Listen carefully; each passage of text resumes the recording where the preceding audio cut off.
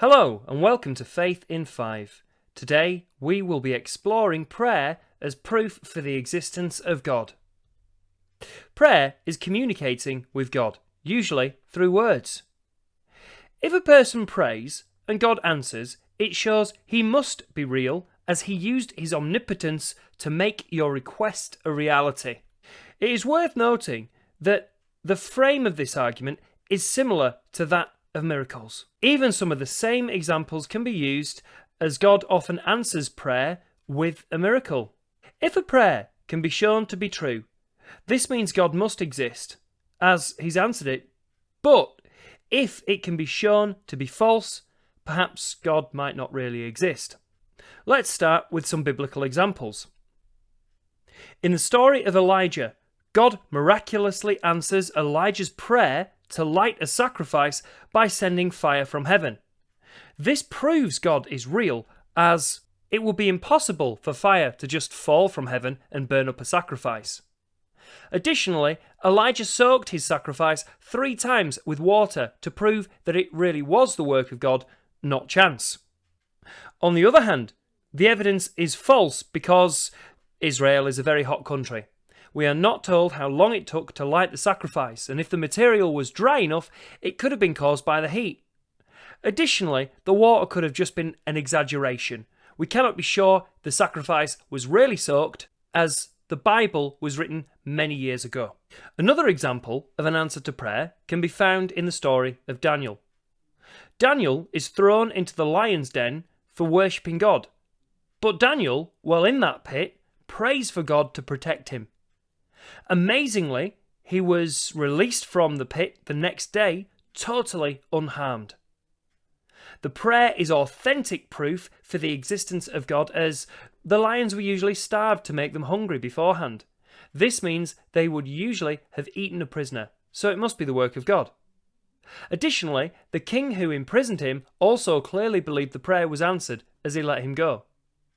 On the other hand, the prayer is false evidence.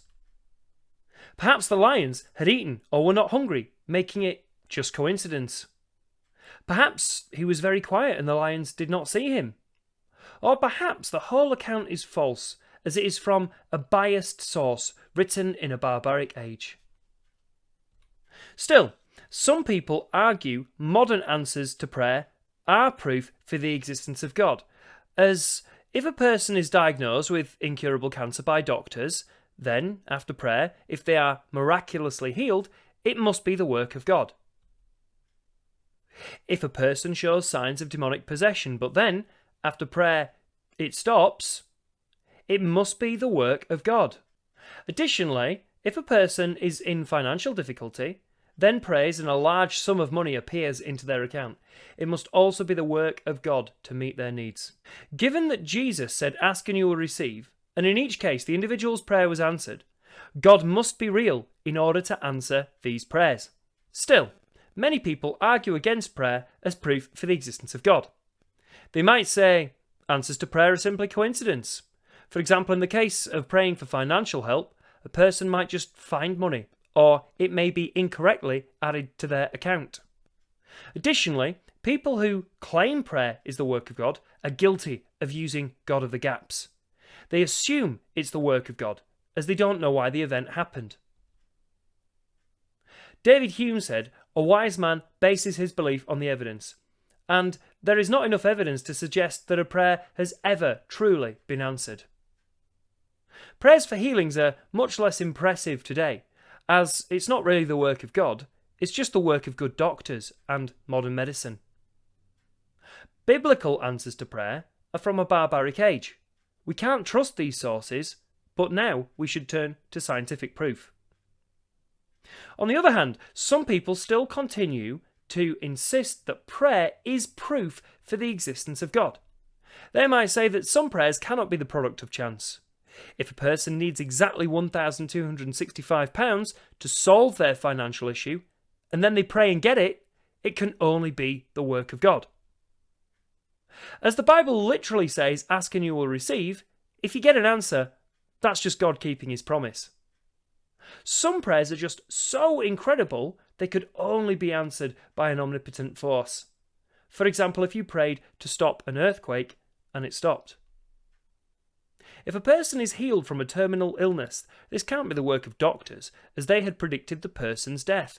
Terminal means incurable, so if this person has been cured, it's the work of God. Lots of people claim their prayers are answered today, not just in the past. This wealth of evidence suggests that God must be working to answer these prayers. Some people come at prayer from a different angle and say that if this omnipotent, omniscient and omnibenevolent being does not answer prayers, then such a being, God, is not real. However, religious people respond by saying, perhaps you lacked faith. If you didn't believe God would answer, then he won't. Jesus said, faith the size of a mustard seed can move a mountain. But if you don't believe that God is going to answer your prayers, it's not going to get answered. He might want you to sort out the issue for yourself. It might be a part of his test, or to help you soul make, like in Hick's Veil of Soul Making. Perhaps God answered your prayer, just in a way that you didn't expect. Perhaps God did answer, but he said no. He's omniscient, he knows the number of hairs on your head according to the book of Psalms, and he might have a better plan. So when you prayed to get that job after that job interview, God may not have answered your prayer because he knows that he has a much better job lined up for you instead. If you die as a result of him not answering your prayer, it might be that he's bringing you home early to heaven to reduce your suffering. Perhaps he knows that if you continued to live, that you would experience much greater suffering. So, by not answering your prayer, he is sparing you the pain of what might happen in the future. God would not answer a prayer that would harm another person or that would break their free will. So if you prayed for a person to die, he could not answer that prayer. That was your Faith in 5.